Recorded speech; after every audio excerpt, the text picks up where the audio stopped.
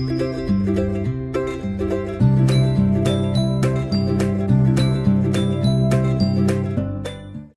everyone, I am a Professor Nilesh Anandwani, owner and lecturer of Anandwani Biology classes.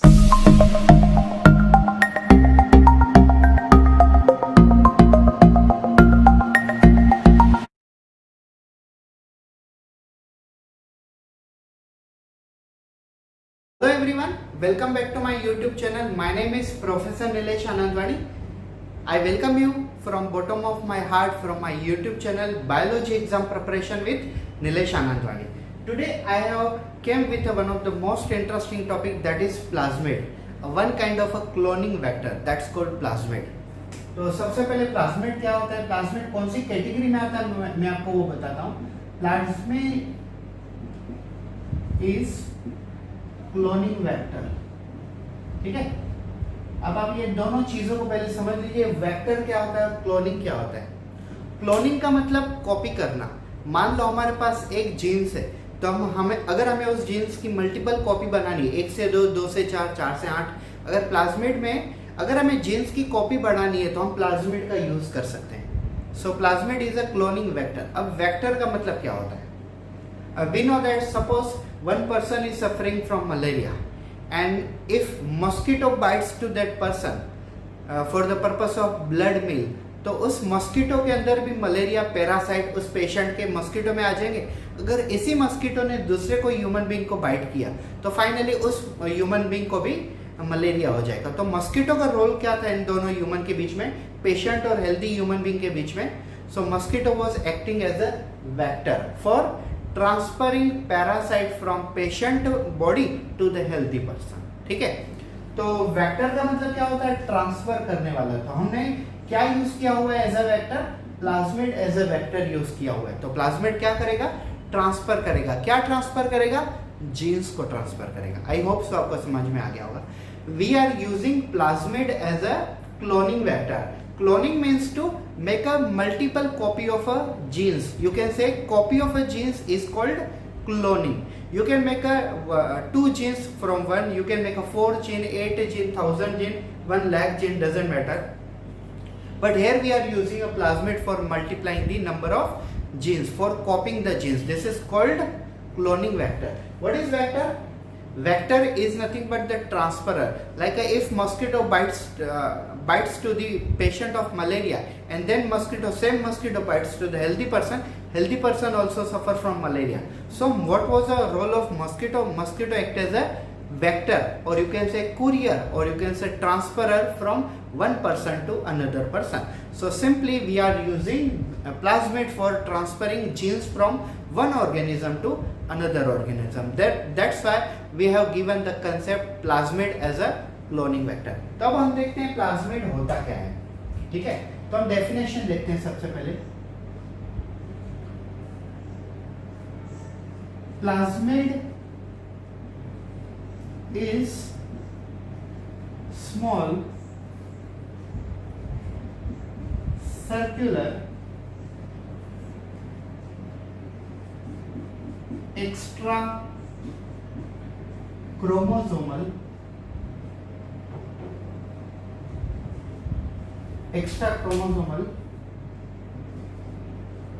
dsDNA, double stranded we must say like that, double stranded DNA which is automatic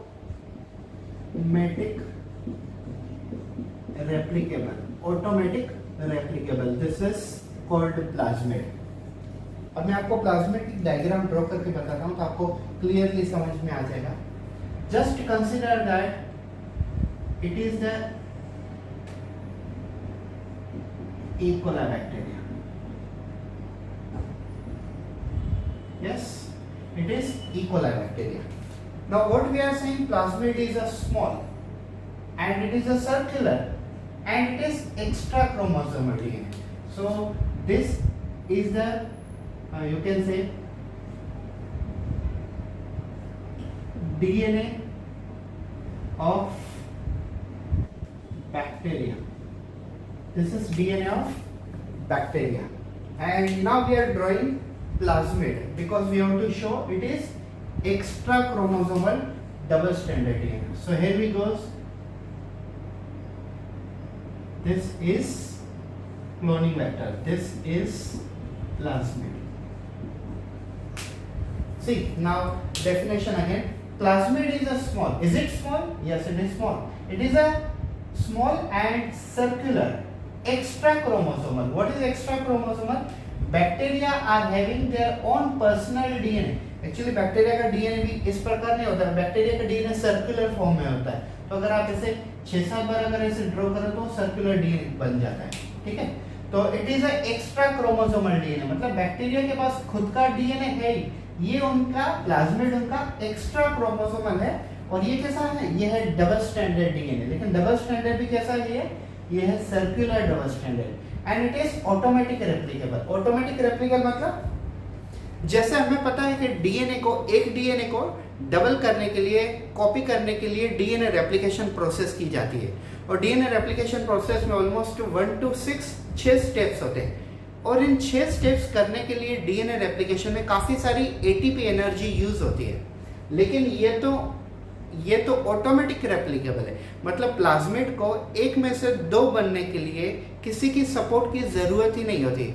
अगर आप ये सोचो कि अगर आप अपनी कोई interested gene plasmid के अंदर डाल देते हो और प्लाज्मिड अगर एक में से 2 बनते हैं तो ऑब्वियसली आपकी जीन्स भी एक में से 2 बन जाएगी.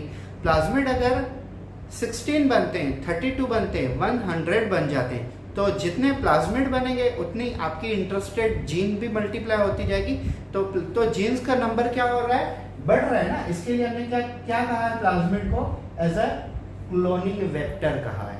ठीक है. हमने प्लाज्मिड को क्लोनिंग वेक्टर क्यों कहा है? क्योंकि ये जीन्स की कॉपी क्लोन कर रहा है, उनके नंबर्स को बढ़ा रहा है. मैं आपको एक एग्जांपल देता हूँ. ठीक है. ये देखिए, ये है हमारे पास प्लाज्मिड.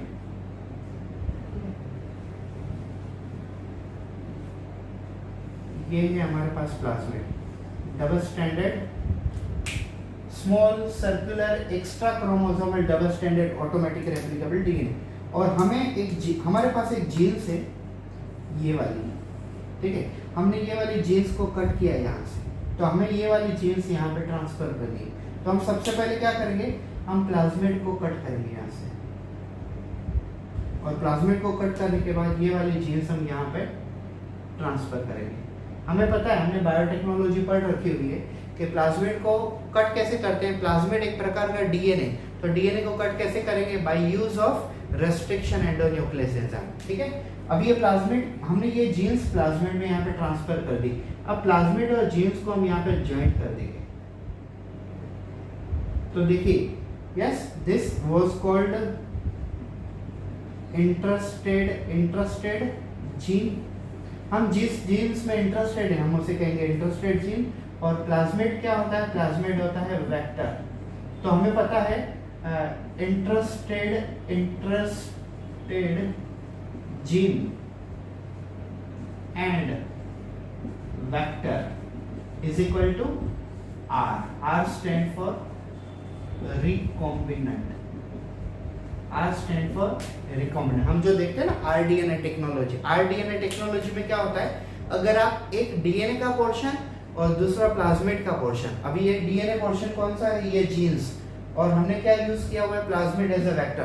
तो अगर आप इंटरेस्टेड जीन और प्लाज्मिड एज अ वेक्टर इन दोनों को फ्यूज कर देते हो, ज्वाइंट कर देते हो, तो क्या बन जाता है? रिकॉम्बिनेंट बन जाता है.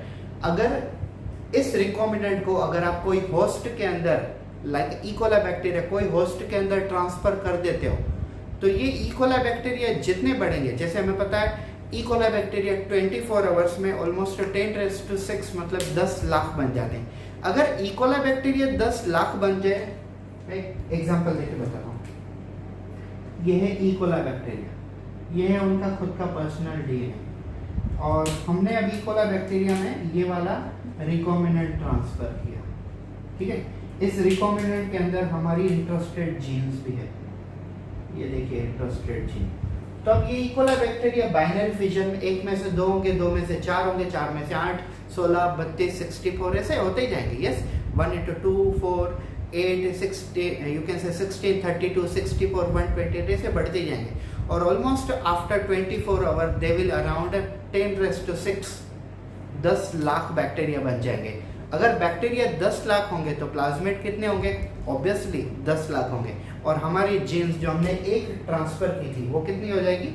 10 लाख जीन्स हो जाएगी। ठीक है, तो जीन्स का नंबर इस प्रकार से बढ़ाया जाता है बाय यूजिंग प्लाज्मिड। तो अब आपको समझ गया होगा तो प्लाज्मिड क्या होता है।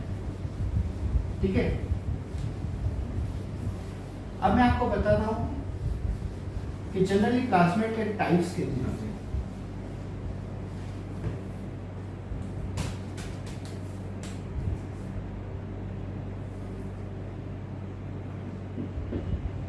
Plasmid was discovered by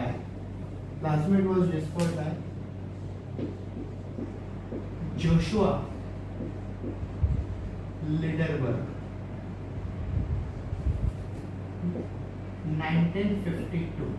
1952 में जोशुआ लीडरबर्ग नाम के साइंटिस्ट ने प्लाज्मिड की डिस्कवरी की थी और इन्होंने कहा था कि प्लाज्मिड एक ऐसा मॉलिक्यूल है जो ऑटोमेटिक रेप्लिकेबल है। मतलब इसे रेप्लिकेशन होने के लिए कोई स्टेप की ज़रूरत नहीं, इससे रेप्लिकेशन होने के लिए एनर्जी की ज़रूरत नहीं और किसी के सपोर्ट की ज़रूरत नहीं। ये खुद ब खुद रेप्लिकेट होगा। अगर ये खुद ब खुद रेप्लिकेट होगा तो हमारे लिए सबसे आइडियल वेक्टर है, ये सल्यूटेबल वेक्टर है। क्यों? क्योंकि इसे रेप्लिकेट होने के लिए किसी की मदद की ज़रूरत नहीं होती है। अब हम देखते हैं types of plasmid.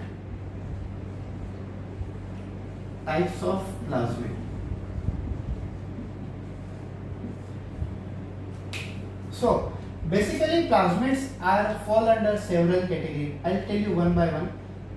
Like first one, cold plasmid.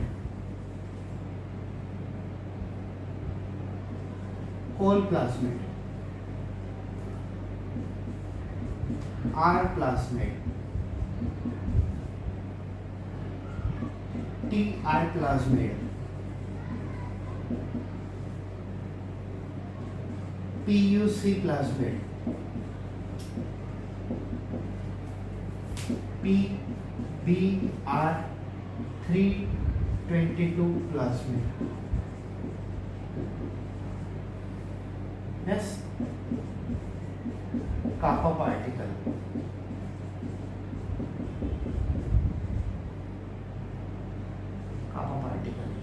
So all these are the name of plasmid. I'll explain you one by one in a short. Cold plasmid. Cold plasmid is a plasmid found in Escherichia coli, and that is why it is called cold plasmid. And cold plasmid produces some genes which can be used to kill other type of a bacteria. Yes, cold plasmid E. coli bacteria में पाया जाता है, इसके लिए हम ऐसे कहते हैं कोल्ड प्लाज्मिड। और ये कोल्ड प्लाज्मिड कुछ ऐसे जीन्स को एनकोड करता है जिसके थ्रू हम बाकी बैक्टीरिया को किल कर सकते हैं, इसे हम कहते हैं कोल्ड प्लाज्मिड। आर प्लाज्मिड मतलब ड्रग रेजिस्टेंट प्लाज्मिड। अगर आपको शॉर्ट नोट्स में लिखना है तो आप वीडियो को पॉज कर करके स्टॉप कर करके लिख सकते हो। ठीक है, cold plasmid found in E. coli bacteria which have some gene which can encode for killing some other type of a bacteria. R plasmid stand for drug resistant plasmid. R plasmid वो plasmid है जिसमें antibiotic मतलब drug को, medicine को tolerate करने की capacity होती है, इसके लिए हम इसे कहते हैं drug resistant plasmid. Even though से ड्रग रेजिस्टेंट है, कुछ प्रकार के पॉइजन भी रेजिस्ट करते हैं। TI प्लाज्मिड क्या होता है? TI tumour inducing plasmid. TI का मतलब होता है, TI stand for tumour inducing plasmid. Tumour inducing plasmid is found in one bacteria and the name of bacteria is Agrobacterium tumefaciens। एक बैक्टीरिया होता है एग्रोबैक्टीरियम ट्यूमेफेशियंस। ये बैक्टीरिया जनरली एक infection create करते हैं प्लांट के अंदर। इस इन्फेक्शन का नाम है क्राउन गोल्ड डिसीज। कुछ प्लांट के ऊपर आपको ट्यूमर दिखती है, तो वो ट्यूमर क्यों होती है? इन बैक्टीरिया के इन्फेक्शन के कारण होती है, एग्रोबैक्टीरियम ट्यूमिफेशियंस, क्योंकि इनके अंदर एक प्लाज्मिड होता है जो प्लांट को ट्यूमर कोज करने में मजबूर कर देता है। वो होता है ट्यूमर इंड्यूसिंग प्लाज्मिड। अगर हमारे पास कोई एक जीन्स है जो हम प्लांट तक पहुंचाना चाहते हैं, तो हमें कौन सा प्लाज्मिड यूज करना चाहिए? TI plasmid. और अगर हम हमारी जीन्स अगर हम टीआई प्लाज्मिड के अंदर इंसर्ट कर देते हैं और इस प्लाज्मिड को हम एग्रोबैक्टीरियम ट्यूमिफेशियंस बैक्टीरिया के अंदर ट्रांसफर कर देते हैं, तो ये बैक्टीरिया प्लांट के अंदर इन्फेक्शन कॉज करेगा और प्लांट में ट्यूमर फॉर्म होगा। जब प्लांट में ट्यूमर फॉर्म होगा क्या, तो आपको इजीली समझ जाएगा कि आपकी जीन्स प्लांट तक पहुंच गई है। TI plasmid stand for tumor inducing plasmid. It is a plasmid found in Agrobacterium tumefaciens bacteria. This bacteria have a capacity to cause some infection in the plant body. Example, crown gall disease in the plant. The indication of this disease that plant produces some tumor-like portion. This is the one good indication or marker. Suppose we wanted to transfer particular nitrogen fixing gene into the plant like a NIF gene or a cry gene into the plant for insecticidal resistant property, then we can transfer these genes into the TI plasmid. Means we can mix these genes into the TI plasmid and then TI plasmid enter into the Agrobacterium tumefaciens. When this bacteria causes infection into the plant shows tumor. If plant shows tumor means bacteria has infected, and what was with the bacteria? Plasmid, and with the plasmid our interested gene was also there, so we get success like this in experiment. PUC plasmid. There are some plasmid which are given name according to where they discovered or according to whom they discovered. PUC means plasmid discovered at University of California. Plasmid discovered at University of California, that is PUC plasmid. TBR 322 means plasmid discovered by Bolivar and Rodriguez. Plasmid discovered by Bolivar and Rodriguez. 322 it may be their code one. Yes. So generally plasmid के पीछे जो code number देते हैं वो साइंटिस्टों को खुद को permission दी होती है गवर्नमेंट ने कि आप अपना कोड नंबर कुछ यूज कर सकते हैं। Kappa particle is a type of a plasmid which is found inside the yeast. So ये था हमारा टॉपिक प्लाज्मिड।